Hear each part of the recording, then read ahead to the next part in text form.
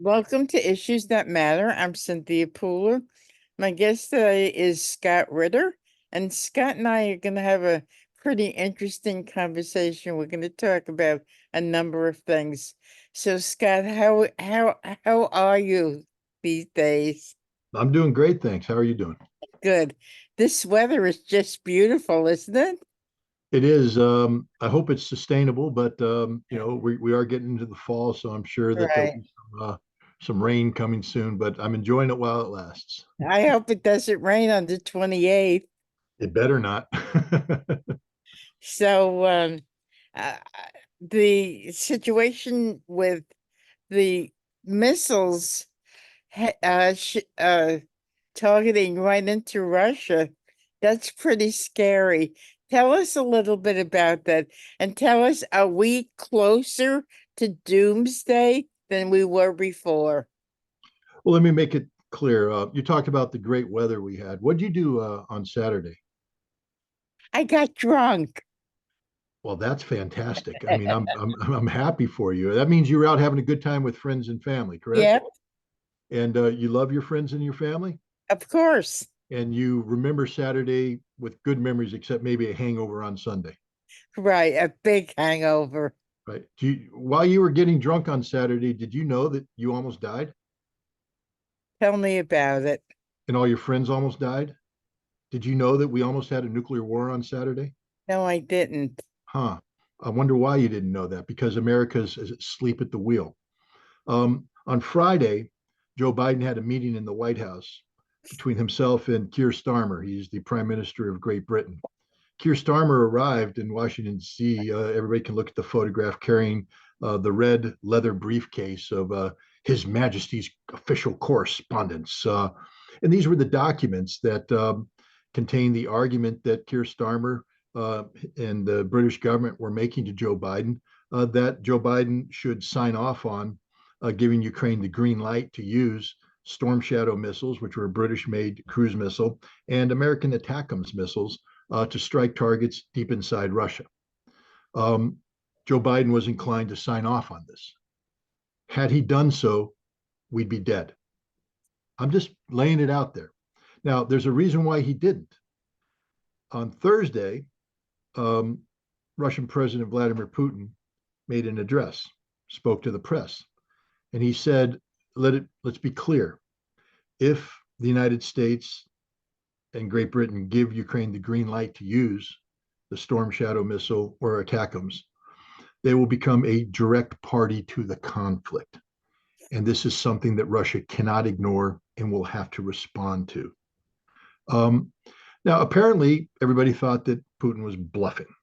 So on Friday, while Keir Starmer and Putin were preparing for the meeting, the Russian ambassador to the United Nations, in a session of the Security Council, said, if America and Great Britain sign off on this, this will be a declaration of war.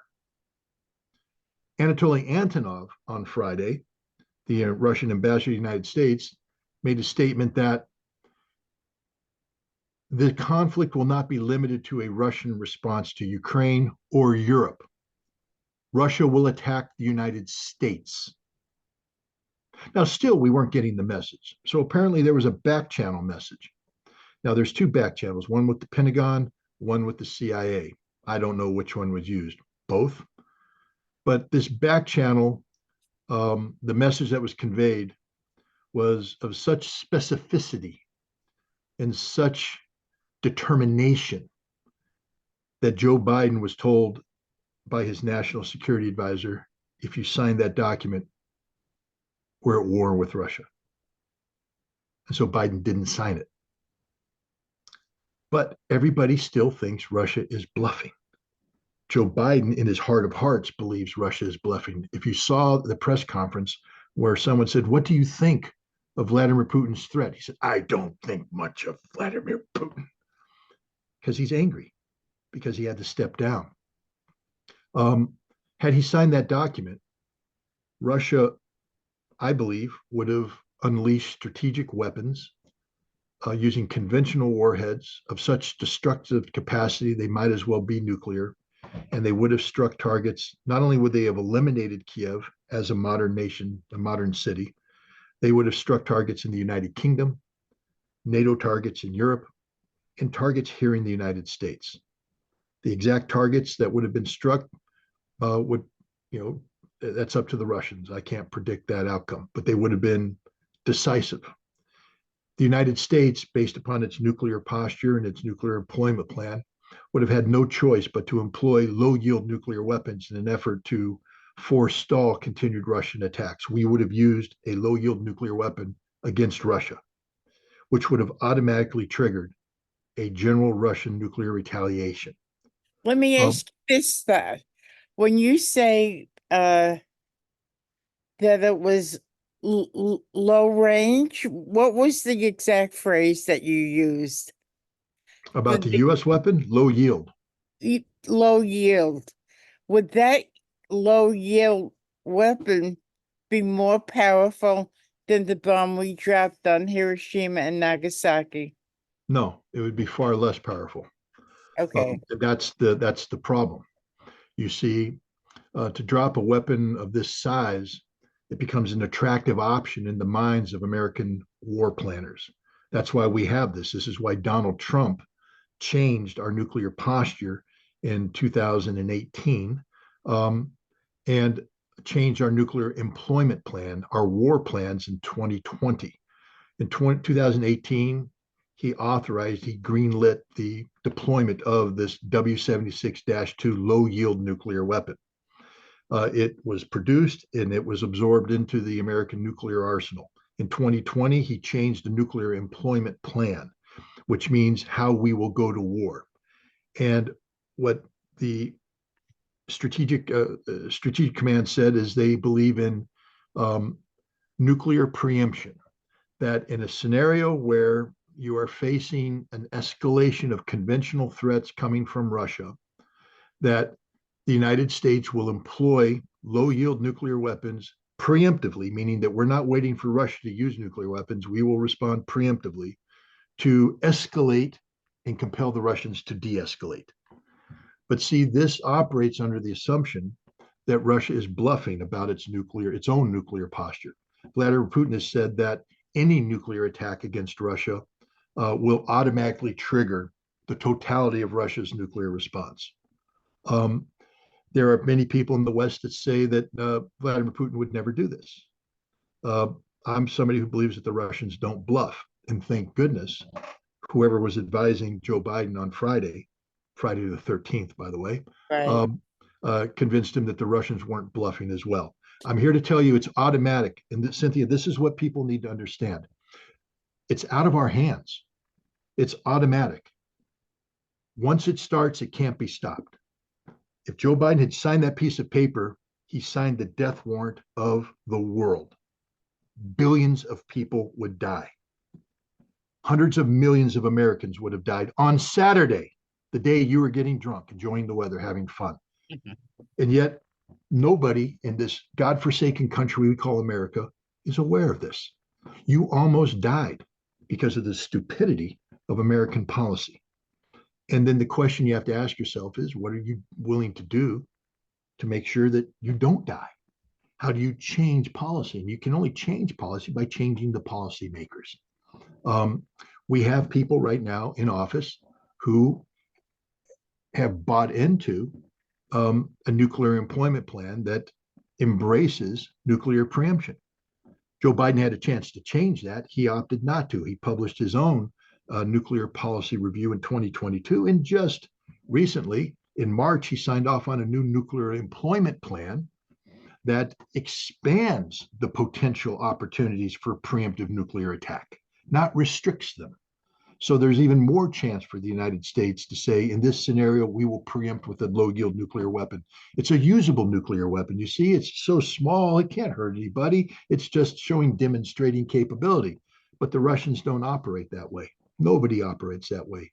Once you break that, that barrier of use of nuclear weapons, it's inevitable that we end up with a general nuclear war. And every American nuclear war planner knows this. Throughout history, every time the nuclear war planners have tried to provide a president with the range of options designed to limit the potential, every nuclear war game that's played out always ends the same way: general nuclear exchange, because you can't limit the use of nuclear weapons. So again, I just want to point out that to your audience, you almost all died on Saturday. And I hope you give a damn about it, because I do. And my question to you is, what are you going to do about it? Okay. So then Harris and Trump were both aware of this, right? Well, I don't know about Kamala Harris. I mean, I can't speak for. What I can say is that I think yesterday, RFK Jr. and Donald Trump Jr.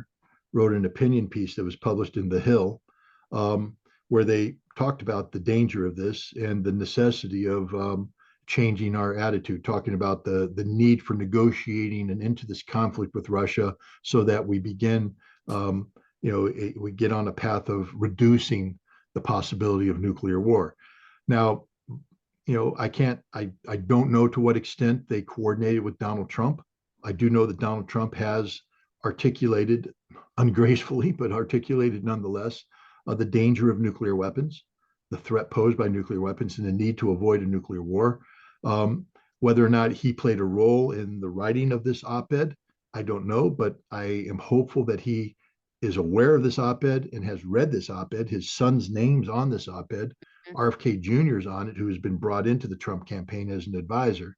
So I don't think that they would publish an op-ed of this of this scope and scale without A, the knowledge of the Trump campaign, and B, the permission of the Trump campaign. So I believe that Donald Trump is aware of what happened and is cognizant of the threat, and hopefully will be articulating policies designed to reduce the potential of nuclear war in the future. I had gone to a get together in Cherry Valley a couple of weeks ago, and I asked everybody who was sitting at the table what was the most important issue in the 2024 election, how they perceived it. Not one of them said the threat of nuclear war. Not one of them said that. Because they're ignorant. I mean, they're very ignorant. And what I tell people is, don't allow your political passions to manifest itself in national suicide. There's a lot of issues out there that are important. Regardless of where you stand on it, we know that abortion is a very important issue. People are pro, people are against, and they view this as one of the existential issues of this election. And I'm not there to disagree with them, except to say this: that whatever you think is going to happen with abortion policy isn't going to happen if you no longer are alive. That if there's Right. a nuclear war, it doesn't matter. There's people out there that talk about immigration. Some people are in favor of more liberal policies. Some people want to shut the border. I'm not here to tell you which side is right or wrong. It doesn't matter, because whatever you think is going to happen with immigration isn't going to happen if you're dead. You all almost died on Saturday. I don't know what to say here, people. Whatever you think about abortion, immigration, guns, whatever your issue is irrelevant. It doesn't matter, because you almost died on Saturday. And unless we do something to change this trajectory, you're going to die, because we came this close, and no pressure is being put on Biden to change this mindset. And we're in a domestic political season where a lot of political pressure is going to be put on him to do things that create perception, the perception of strength. And if he goes down one of these, manly, I'm a tough guy acts, and signs the wrong piece of paper, we all die. We all die. Annie Jacobson wrote a book called Nuclear War, a Scenario. It's a work of fiction, but it's based upon interviews that she has done with nuclear war planners over the years. You know how long it takes for the world to end, Cynthia? A minute? 72 minutes. Wow. 72 minutes from start to finish, the world ends. You could be in a movie and not realize that you're never going to see the end of the movie, because while you're there, you're going to melt. You could be out getting drunk with your friends, admiring the beautiful day, going, whoa, there's a second sun. That second sun is actually a nuclear explosion, and you need to pray at that moment that it kills you. Because to survive a nuclear war, as Nikita Khrushchev once famously said, The survivors will envy the dead. There is no surviving a nuclear war. What happens if you live, you just extend the death sentence that you've been given, because you will die of radiation sickness, of starvation, of illness, of thirst. You will die because the world will become unlivable. Unlivable. You almost died Saturday, Cynthia. What are you doing about it? Are you angry? Are you upset? You should I'm, be. You should be I am. furious. I am. Furious. And everybody watching this should be furious. You almost died and you didn't have a say. You didn't have a vote. It just was going to happen. Are you feeling powerless? And the answer is, of course you are. So what are you going to do about it? I have a solution for you. See, on September 28th, we're hosting a rally in Kingston. And I call my aspect of this rally Operation Dawn. And it's a challenge I have for the American people. It's just simple questions. What would you do to save democracy? What would you do to save America? What would you do to save the world through your vote in November? Operation Dawn. That's it. Now, if you're telling me I'm a Harris supporter, I'm going to vote for Harris, get the hell out of here. I don't care about you anymore. You don't count anymore. You gave your vote away like a cheap prostitute. You gave yourself away. I'm a Donald Trump guy through and through. I don't care about you anymore. You gave your vote away. You don't count. They're not going to listen to you because you already gave your vote away. The only people they're going to listen to are the ones that haven't given their vote away yet. The ones who say, you have to earn my vote. And notice in the abortion side, how both sides are shaping their arguments. They're competing against one another to earn the vote of the people who have made abortion an issue. Look at immigration. Both sides are maneuvering to win over the immigration vote, the people that haven't given their vote away yet. But I just told you, if you're an abortion person or an immigration person, it doesn't matter if you're dead, and you almost died on Saturday.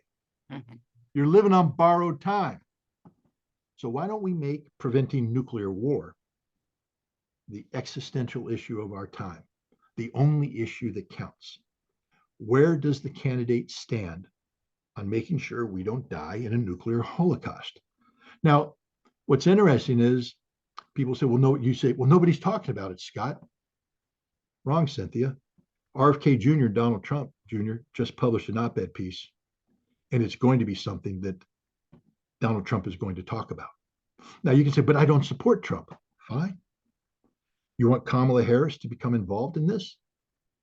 Shout out at the top of your lungs, Kamala, this is the issue I care about. You won't get my vote unless you guarantee, show me a policy that says, I don't want to have a nuclear war. I want to stop a nuclear war. I have a plan to stop a nuclear war. She doesn't right now. She wants to have the most lethal military in the force. She wants to stand up to Putin. She wants to continue the Biden administration on steroids policy, and it will end up with us going to nuclear war. But if you say, no, this is important to us, and oh, by the way, Kamala, Trump put something out there that we sort of like.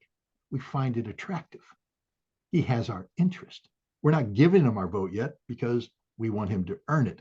But he's doing a good job right now. What are you going to do, Kamala? She's going to have to come out and say something. And now she's put something on the table. Now we can begin a bidding war between the candidates where they're seeking to maneuver to win our votes in November by convincing us that they're the person that can stop nuclear war. That's what needs to happen. Operation Dawn begins September 28th in Kingston, New York. That's where we begin to pitch this need to have a policy to stop nuclear war. And it won't stop until November 5th, Election Day. And between September 28th and November 5th, I'm going to do my damnedest to get Americans to wake up about the threat posed by nuclear weapons and I'm going to emphasize how close we came to die last week, September 14th. It could have been the last day you ever lived on this planet, and you weren't even aware of it. Now, you're being Paul Revere. How are you going to do that? How are you going to make everyone aware of this particular issue?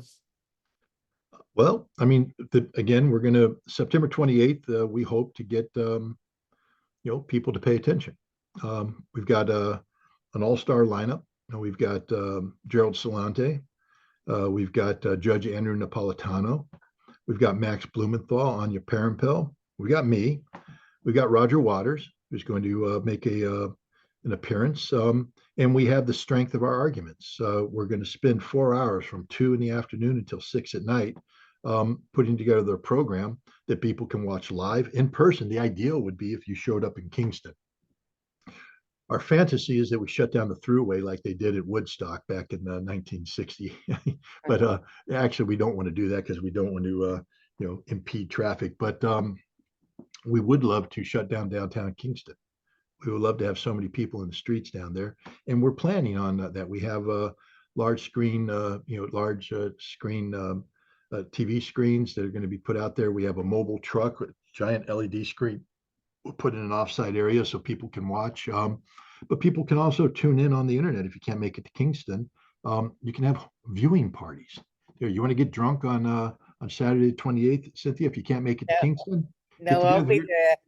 get together with your friends, open up your computer, log in, and then watch the show, and then you'll be able to watch. But that's not the end of it. That's the beginning of it. Actually, it's going to even begin before that. Tonight, I'm interviewing RFK Jr. on my podcast. Oh, We're going to be good. talking about this issue. I'll be interviewing people from down. Tulsi Gabbard has agreed to come on. I'd like to get people from the Harris campaign on. I'd like to get Jill Stein on. I'd like to engage people in a dialogue about the danger of nuclear weapons. That's how I'm going to wake them up, Cynthia. You think I'm just going to sit here and do nothing? I'm Scott Ritter. I'm a Marine, damn it. I'm going to Right. close with and destroy the enemy through firepower and maneuver. And the enemy is nuclear weapons, the threat of nuclear war. You think I'm going to be passive? No, I'm going to be dynamic. I'm going to be aggressive because I almost died on Saturday and I And am so pissed did off, I, right? as did everybody. I'm pissed off. Are you? Hmm. You better get pissed off. And if you're pissed off, you better ask yourself what you're going to do about it. And what I'm trying to tell you is we've got a program that addresses this very issue, and we'd like your support. I'm I'm speechless. I think what you're doing is great, and I support you 100%.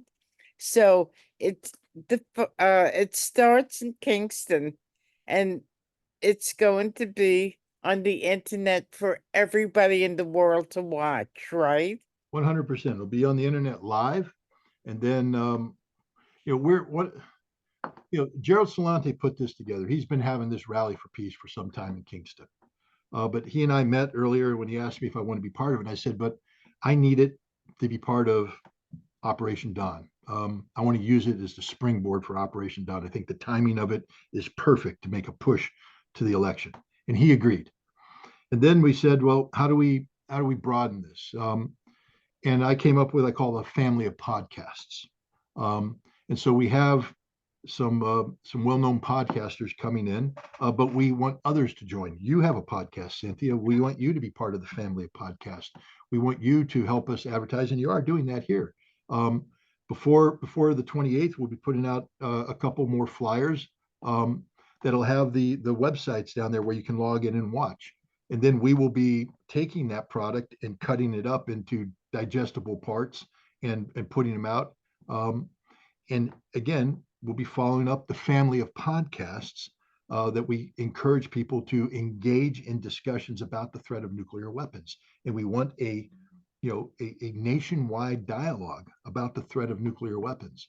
You know, Traditionally this was difficult to do because you were held to physical um, gatherings, rallies. How do you bring people together, etc. um, million man marches. We need 1 million people in Central Park. I was naive enough at one point in time to think that that was the way to go. They've made it impossible for you to have 1 million person march in Central Park. I tried, and it's just impossible to do. But we can get 1 million people to watch this show if it's advertised, if enough people want. I've made videos that have had multiple millions of people watch them. I don't need to have 1 million people come together in Central Park on one day. What I need to do is have millions of people come together over the course of a period of time, coalesce into a politically viable constituency demanding policies that make sure we don't die on any given Saturday, that we can enjoy the weather, that we can be with our friends, we can be with our families. My daughter just got married last year.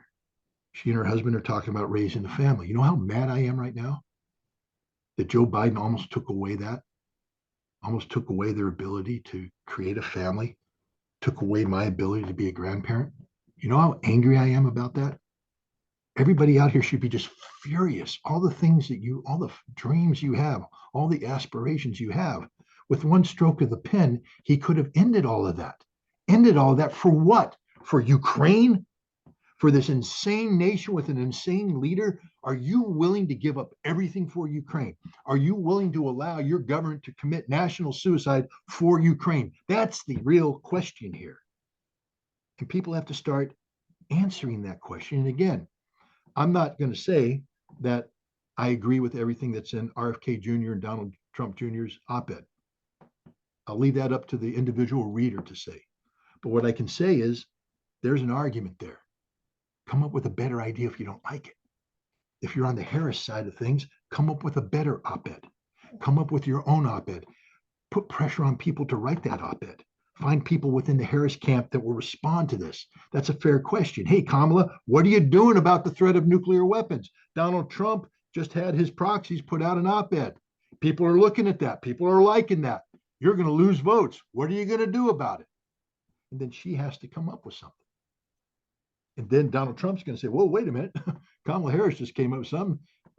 I got to change mine to make it to adapt to this. And now you see they're moving in a direction that we need to be headed in. Right now, it's stagnant. We're not doing it. There is no arms control in America anymore. You know, under John F. Kennedy, we had an organization. He created an organization called the Arms Control and Disarmament Agency, ACTA. And ACTA took the lead in the US government to put in motion negotiations with the Soviets that led to some of the most important arms control agreements of our time, agreements that walked us away from the abyss of nuclear conflict and allowed the Cold War to end. We need that again, but who's talking about it? Nobody. Let me ask you, think about this scenario. If Harris is elected, are you going to keep the pressure on her even after she might be elected? What are you going to do then? The important thing is to get people to commit, to get the candidates on both sides to commit to a policy that talks about the prevention of nuclear weapons. That's the most important thing. Once the election's done, then you have to hold those candidates accountable for what they do. All right. And that's a process. It's the follow-up. The key aspect of anything is supervision. It's very easy to give direction, but then you have to supervise. Right. And so, yes, Operation Dawn will continue. We will continue to hold whoever wins the election accountable for whatever policies they put forward. Or, if they failed to put forward a policy but won the election nonetheless, to continue to put pressure on them to recognize they put by educating the American people about the danger of nuclear weapons. But I'm here to say right now that if we don't get the candidates to commit to a policy, it's almost impossible to hold them to account because they'll believe that they have a mandate to govern that is independent of the need to stop a nuclear war. So the fight right now is between now and November 5th. We have to get the candidates to wake up. One candidate has. Let's get Jill Stein in on the mix. I've been trying to get Jill Stein to come on my show. She actually agreed to, and then the FBI raided my house and she got scared. I need to go to her and say, don't be a coward. I mean, what the hell are you afraid of? The FBI raided my house not because of any criminal activity, because they're trying to suppress my free speech. They're trying to suppress my ability to talk to people like you so you can inform and educate the American audience. That's what they're trying to do. You're being a coward by not coming on the show. Come on this show and talk about the issues that matter. And the only issue that matters, in my opinion, right now is stopping a nuclear war. Do you have something to say about this, Jill? I think she does. And I think if she articulates that, now you have Jill Stein, who's stealing votes away from Kamala Harris, according to many people, who's put out there an opinion about nuclear weapons. And Kamala Harris will say, oh my God, it's one thing to say, well, Donald Trump's a madman, but now Jill Stein's out there saying things and voters are going to gravitate away. I've got to do something. And then she's going to have to commit to a policy that talks about prevention of nuclear weapons or war. This is how it works. This is how you put pressure. You do it up front because this is a very tight election, a very tight election. And if you capture an issue like this and you make this issue manifest, the politicians have no choice but to respond because they want to win the election. And if you get them to commit to a policy, then you get to hold their feet to the fire. Then you have the viability going forward to say, what about this? What about that? What about this? What about that? It doesn't mean they're going to do it, but at least you have some tools to work with. But if you remain silent and you're operating on a hope and a prayer that they will do the right thing because they will do the right thing, Joe Biden almost signed a document on Friday that caused us all to die on Saturday. Where's the pressure on him? None. The Russians had to put the pressure on him. The Russians had to make them back down. And I'll tell you what, while I'm in favor of good relations between the United States and Russia, I'll be damned if I'm going to sit back and let Russia dictate my future. I don't want the Russians dictating anything to us. We have to solve this problem. The American people have to solve this problem. We can't be reliant upon the good intention of the Russians because right now they have good intention, but what happens when they don't? They are not there to help us. The Russians don't exist to do well by the American people. We have to help ourselves. I believe the best way forward is to have good relations with Russia. The best way to have good relations with Russia is to learn more about Russia, about the lack of threat that they posed. But we never, ever, as a people, should surrender our fate to the Russians. We should never find ourselves in a situation where it's incumbent upon the Russians to convince Joe Biden of the dangers of his actions. That's our job. That's the American people's job, and we are asleep at the wheel. Joe Biden almost signed a document on Friday, September 13th, that caused us all to die on Saturday, September 14th. Mm-hmm. Whatever the hell you were doing on Saturday, you weren't going to get to finish it had he signed that document. Get pissed off, America. Get mad. And then ask yourself what you're going to do about it. If you got a better idea than mine, run with it. But right now, I have a plan. It's a plan that's getting the attention of some people. Help me sustain this plan and maybe save your life in the process. Okay, so everybody in New York or the surrounding areas, if they want to come to your event, where will it be held? It's in downtown Kingston, the crossroads of American democracy, birthplace of democracy in America. It's in downtown Kingston. We have flyers out there with this bit, but if you come to Kingston, you will find it because that's where everybody's going to be. And come, there will be food. There will be people selling T-shirts to raise money for causes. There will be entertainment. Like I said, this isn't going to be 4 hours of depression. It will be very difficult discussions. But we're intermixing some music. Roger Waters is going to play a couple songs. We have a live band. We have some original music that's going to be introduced at this thing. I'll even say this. To drive home the point of the importance of family and why the future of your family is being held hostage by this policy. I'm going to do something that I don't normally do, which is to open up myself personally and my family personally. My daughter wrote a song. I wrote the lyrics to the song. We've had it recorded. My other daughter's illustrating it. We're making a music video and we're going to premiere it in Kingston. Great. It's about nuclear war. It's about the harm, the danger, the threat. But it's also about family and how angry I am that Joe Biden almost made it impossible for this family project never to happen, for the dreams of a child never to be able to be manifested as an adult. I'm furious. I am so furious it's not even funny. I'm not going to take it anymore. So I would ask everybody else to stand up and do the same thing. So if they live in California or New Mexico or Arizona and they can't come to New York, is there a website? Will it be on YouTube? How will this be projected to the rest of the world? It'll be streamed live on Saturday. We will publish the addresses that'll be streamed on. We're going to try and stream on it as many platforms as possible, recognizing that some people can't watch on YouTube, maybe Rumble, maybe X, maybe Telegram.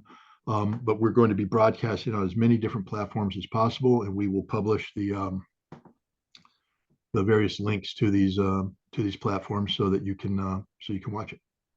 Okay, great. Scott, the best of luck. I will see you on the 28th. You've been listening to Scott Ritter. I'm Cynthia Pooler. This is Issues That Matter. And if you like this show, please subscribe to my YouTube channel. Scott, thank you for being on. Thank you, everybody, for listening.